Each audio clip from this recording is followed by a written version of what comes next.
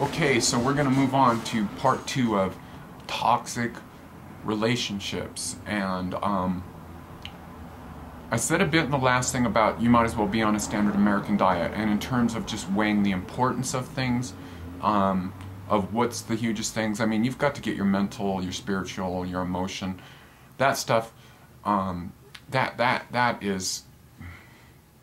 It's like mixing, I'm a painter also, it's like mixing white paint and black paint.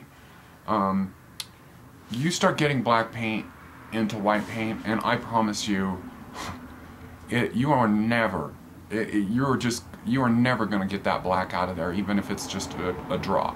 And so of course I'm using the analogy of black and white paint, with white being the road of truth, of purity, of longevity, of health, of abundant health, and black paint as being poison. So, and I'm not trying to say going back on the standard American diet, and I'm just saying you could eat all there is, you could do the best of the best, you could do the 5 rights, and you could do yoga and rebound and do everything, but you got to get that emotional stuff right, and you've got to not be in a toxic place that's putting that weight on you. Now, just to give you an example, in my case, I am a very, very emotional person myself. Like, when I really start taking on a load, I can feel it in my arms. I can feel that emotion, that stuff just instantly manifesting itself in physically. And so other people don't have that happen. They just kind of take it on. I have a good friend that deals with a lot of emotional weight and stuff like that, and I don't think she's as sensitive as I am, but I can tell you it's gonna manifest itself in emotional eating. You know, if you're trying to be raw, you're gonna only have like success for 6 or 7 days, and then you're gonna go right back to those, whatever those comfort places are. And for me, as you know, I have no problem with the discipline of raw food, but I can take on those emotions, and as I said, we're all energy. We're you know, I don't know if you've seen What the Bleep Do We Know. I highly recommend that you see that. That's a really good place to get into some of this understanding.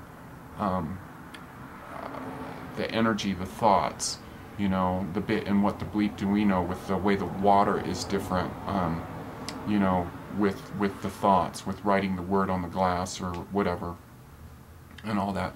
That's real important to know, and that's where I'm at. And so I wound up taking a lot of weight from this this individual who's this individual is my partner that I'm married to, and he's got a shitload of baggage. I mean, you know, he was completely emotionally abused by his stepdad for years, ran away from home, you know, just did just whatever. Sweet, nice person, and but anyway, so I'm in a position now where I told him, you need to move out because I need to work on myself, and you know, the way you live your life is not compatible with my direction. It's like, I've gotten involved in the Longevity Now program, and I'm on board with that, and let me tell you, I'm hitting it to the max. I'm living for 3,000 years. You can fucking call me crazy. I'm definitely in this whole new, I mean, that's what I want to do. I'm hitting the high mark, and everything that's toxic is out of there. I'm writing down affirmations. My number 1 affirmation that I write down 3 times a day is, I will quickly and clearly find the road that leads me to ultimate and abundant health where I live for 3,000 years. And so what is out of the way? Fucking the desire to smoke marijuana. I have no interest in that. And this whole emotional thing that I went through, after I started with my getting direction in the Longevity Now thing, and I haven't been smoking pot for, I think it's been nearly 2 months, but that's also why I haven't been blogging, because I just didn't see a need to to spew a lot of poison out. I had a lot of ups and downs. Coffee, I just stopped drinking, like, it's been 5 days now, and I can't really see, like, you'll see from my earlier posts where I was just up and down with that, and I'm out of the withdrawals now. So, whew, how exciting. What a just beautiful, clear road ahead. I mean, anyway, something I want to tell you. Chinese herbs. Part of, you know, my new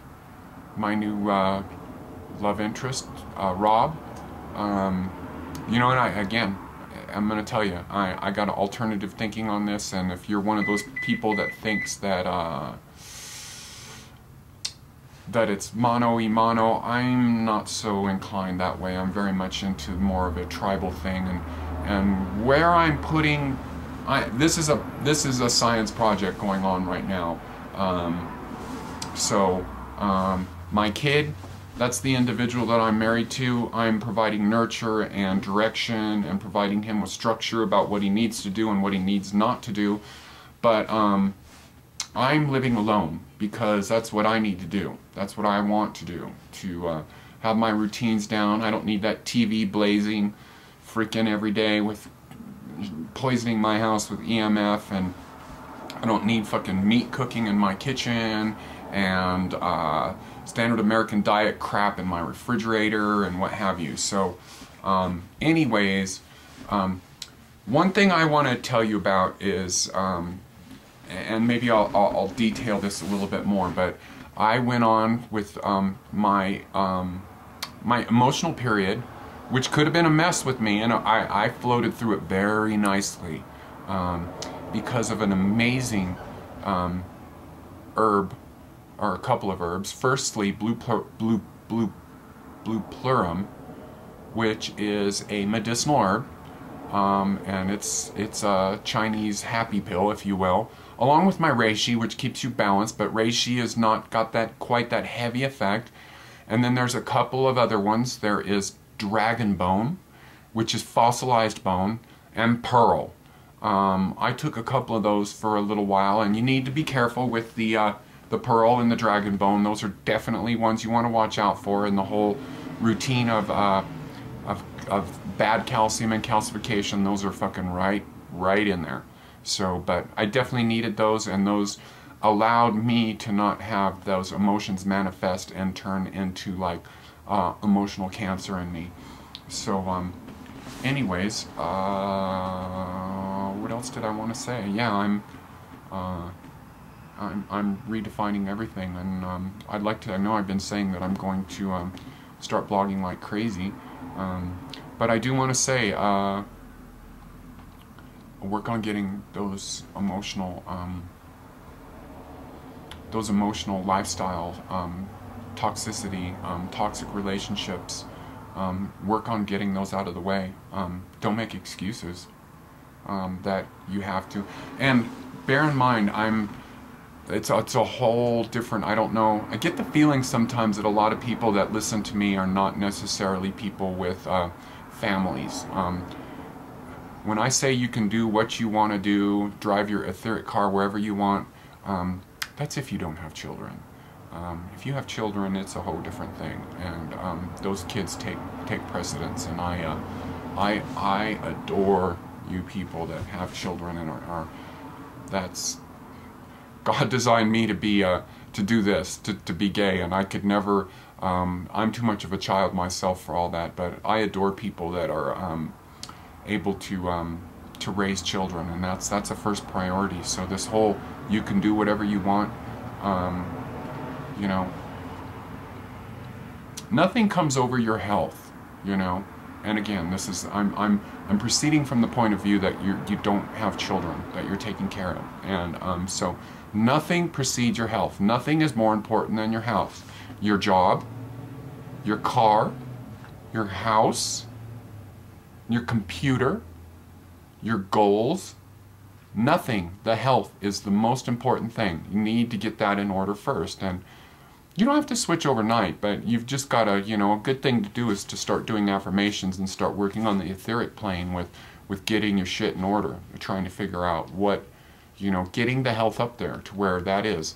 And again, raw food, it's a first great step that's going to lead you maybe to Chinese herbs. It's going to start getting you thinking better. I was a raw foodist for it'll be 25 years this March, and I just started getting involved in law of attraction, which led to more of an interest in herbs, which led to my brain expanding, my consciousness expanding, my awareness of spirituality, and just, you know, the connection, the three treasures. So anyways, this is going to be another one signing out here, Beyond Raw Food. The last one's loading up